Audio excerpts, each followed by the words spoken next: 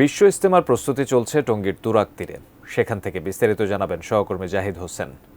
জাহিদ, প্রতি বছরই বিশাল পরিসরে টঙ্গীর তুরাগ তীরে বিশ্ব ইজতেমার আয়োজন হয়ে থাকে এবং যেখানে বিশ্বের বিভিন্ন প্রান্তের মুসল্লিরা অংশগ্রহণ করে থাকেন। এই বছর প্রস্তুতি আপনি কেমন দেখতে পাচ্ছেন?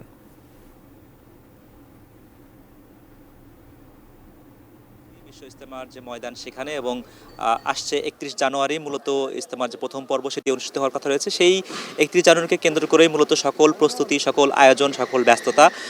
টঙ্গী ইজতেমা মাঠে আপনি এখন দেখছেন যেখানে যারা মুসল্লি আছেন তারা শ্রম দিয়ে তারা রাত দিন পরিশ্রম করে এই ইজতেমা মাঠকে প্রস্তুত করছেন এবং তারা এখানে পরিশ্রম করছেন এবং স্বেচ্ছায় এই পরিশ্রম তারা করছেন। এবং যেহেতু প্রথম পর্ব 31 জানুয়ারি শুরু হওয়ার কথা রয়েছে, কাজেই হাতে সময় যেহেতু খুব কম কিন্তু কাজ অনেক বেশি। যেহেতু এখানে ভিন্ন ভিন্ন মানুষের জন্য ভিন্ন ভিন্ন আয়োজন থেকে থাকে, বিশেষ করে যারা বিদেশি মুসল্লি যারা আসবেন তাদের জন্য আলাদা খিত্তা তৈরি করতে হয়। এর পাশাপাশি এখানে খাবারের যে অংশটি কিংবা পয় নিষ্কাশনের যে অংশটি, এর পাশাপাশি যারা এখন যেহেতু তীব্র শীত আছে টঙ্গী এলাকায়, কাজেই 31 জানুয়ারিতেও সেই একই শীতের তীব্রতা থাকবে বলেই মনে করা হচ্ছে।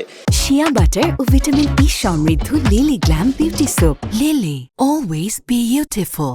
সেটিকে কেন্দ্র করে ওইখানে যে ছাউনিগুলো সাজানো হচ্ছে, যেখানে এখনও পর্যন্ত বাঁশের খুঁটি পোতা হয়নি সেগুলো পোতা হচ্ছে, সেই সবগুলো কাজ কিন্তু এখন হাতে অল্প সময় এবং সেই অল্প সময়ের মধ্যেই শেষ করা যে তারা সেটি রয়েছে। কাজেই সব কিছুকে মিলিয়েই এখানকার প্রস্তুতি চলছে। আপনি দেখছেন আমার চারপাশেই মূলত এখানে কর্মযজ্ঞ এবং কিছু অংশ ইতিমধ্যেই মাঠের কিছু অংশ ইতিমধ্যেই প্রস্তুত করা হয়েছে, কিছু অংশ এখনও শেষ মুহূর্তে যে প্রস্তুতি সেটি চলছে এবং এখানে মুসল্লিদের যে স্বেচ্ছাশ্রম তার পাশাপাশি শ্রমিকরাও কাজ করছেন, কাজে তারা নিমগ্ন আছেন।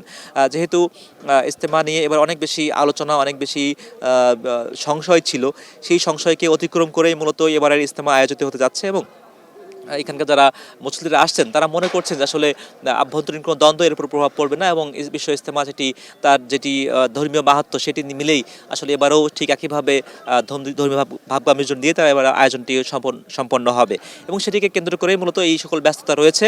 এখানে যারা কাজ করছেন তারা বলছেন যে 31 জানুয়ারির আগেই বিশ্ব ইজতেমার যে মাঠ সেটি তারা প্রস্তুত করতে পারবেন এবং খুবই শান্তিপূর্ণভাবেই, খুব ভালোভাবেই এবারের যে আয়োজন সেটি সম্পন্ন হবে বলে তারা বিশ্বাস করছেন, প্রত্যাশা করছেন।